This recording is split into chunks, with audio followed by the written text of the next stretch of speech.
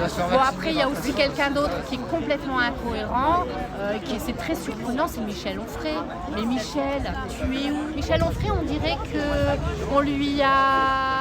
qu'il a mangé, il a bu la ciguë. Ou je sais pas, il a mangé un truc, on lui a retourné le cerveau, je sais pas. Alors c'est bizarre. Moi, il y a quelque chose qui m'a un petit peu, que j'ai trouvé très étrange. Et là, on va parler du transhumanisme. Oui. C'est qu'au départ, Michel Onfray dénonçait le transhumanisme, et aujourd'hui, il a l'air de dire, de toute façon, comme une fatalité. Alors, qui nous parle de la fatalité, Michel Onfray, au niveau philosophique? Comme une fatalité, il dit, de toute façon, on y va. On y va. Alors, c'est pareil par rapport à la PMA, GPA, etc. Michel Onfray a dénoncé ces choses-là avant, parce que c'était quand même quelque chose contre le vivant. Et il s'est marié, Michel Onfray, je me permets d'en parler parce que lui expose son intimité dans les médias, ce qui n'est pas une critique, c'est comme ça, voilà. Donc Michel Onfray s'est marié avec Dorothée. Il nous explique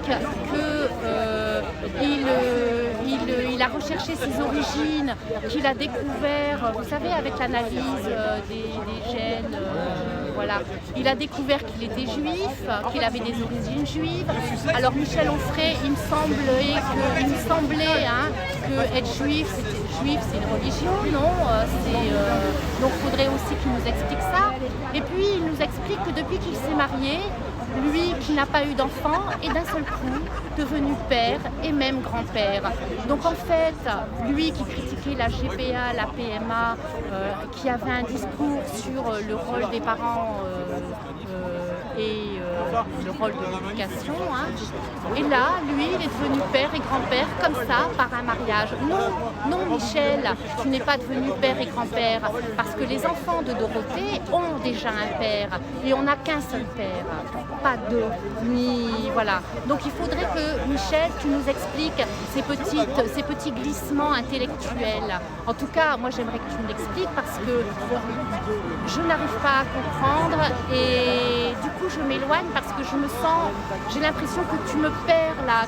Moi ça me fait flipper, ça me fait vraiment flipper là ce que tu es en train de nous raconter, Michel Onfray.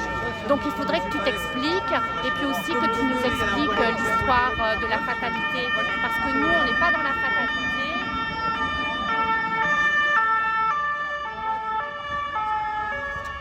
Donc voilà ce que j'avais à dire. Donc on attend, les débats sont ouverts et on attend les explications. Voilà. Une petite insiste sur Michel Onfray. Oui. Moi, donc, comme je te disais à l'instant, je me donne l'impression de jouer un double jeu. Je sais pas, je le sens pas, moi, ce gars, je sais pas, je le trouve pas clair. Il dit un truc, il revient dessus, c'est un peu ce que tu disais justement. Et à vérifier pour voir si c'est vrai, mais j'ai vu il y a pas longtemps une photo de lui c'est un lanceur d'alerte sur je sais plus si c'est Twitter ou Facebook, enfin bref, et une photo de lui dans une loge franc-maçonne. Alors, oui, bon après, c'est pas parce qu'il y a une photo. Oui, moi, je peux être prise en photo à côté de Macron, c'est pas pour autant que je suis macroniste. Donc évidemment, ça, les photos, ça veut rien dire. C'est pour ça que je dis à vérifier. En revanche, moi, il me semble que Michel Onfray ne connaît pas les Gilets jaunes, parce qu'il pense que les Gilets jaunes, ce sont des gueux pas très intelligents. Il se trompe. Et moi, je l'invite, Michel Onfray, à venir nous rencontrer. Parce qu'il a toujours eu un discours pas méprisant, mais condescendant, voilà, sur les Gilets jaunes. Et je l'ai vu une fois tout au début où il avait consenti à un rendez-vous avec des Gilets jaunes, tout au début, et c'était au début des Gilets jaunes, et il n'y avait pas vraiment de profondeur et de discussion et d'échange.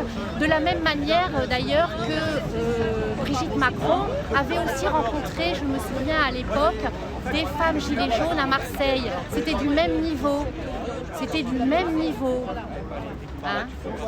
Du niveau Carlito et comment il s'appelle, McFly.